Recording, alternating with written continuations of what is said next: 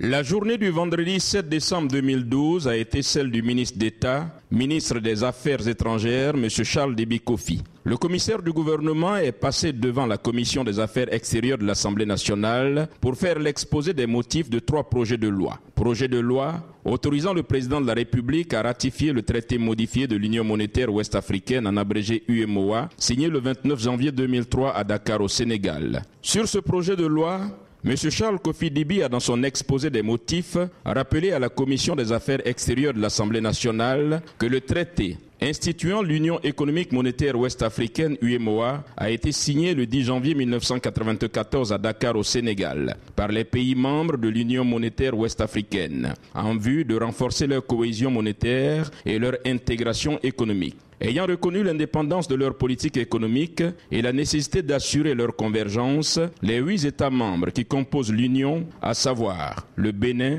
le Burkina Faso, la Côte d'Ivoire, la Guinée-Bissau, le Mali, le Niger, le Sénégal et le Togo se sont fixés des objectifs. Après avoir fait la lecture des différents objectifs, le commissaire du gouvernement en charge du ministère des Affaires étrangères a déclaré: la Côte d'Ivoire gagnerait à ratifier le traité modifié de l'UMOA afin de se mettre au diapason des autres États membres et surtout de traduire son attachement aux principes et objectifs de l'Union. Telle est l'économie du présent projet de loi soumis à l'adoption de l'Assemblée nationale. Après l'exposé des motifs, chaque porte-parole des différents partis politiques présents à l'hémicycle a eu à intervenir. Tous ont félicité le ministre pour sa maîtrise du sujet et la pertinence de ses propos. Ils ont par la suite invité les uns et les autres à la prise en compte de l'exposé. Après des échanges avec les autres députés et la présentation du dispositif légal, le présent projet de loi est adopté à l'unanimité des membres de la commission. Le second projet de loi autorisant le président de la République à ratifier le protocole additionnel numéro 5, modifiant et complétant le protocole additionnel numéro 2 relatif aux politiques sectorielles de l'UMOA,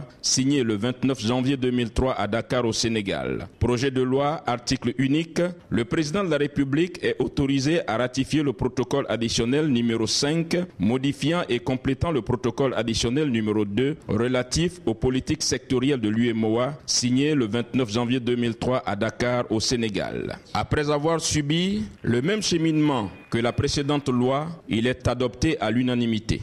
Le troisième projet de loi autorisant le président de la République à ratifier le protocole d'amendement de la Convention internationale pour la simplification et l'harmonisation des régimes douaniers, dite Convention de Kyoto, révisée, adoptée le 26 juin 1999 à Bruxelles en Belgique, a également appelé un article unique. Le président de la République est autorisé à ratifier le protocole d'amendement de la Convention internationale pour la simplification et l'harmonisation des régimes douaniers, dite Convention de Kyoto, révisée, adoptée le 26 juin 1999 à Bruxelles en Belgique. A également subi le même cheminement que les 2 lois précédentes, a été adoptée à l'unanimité.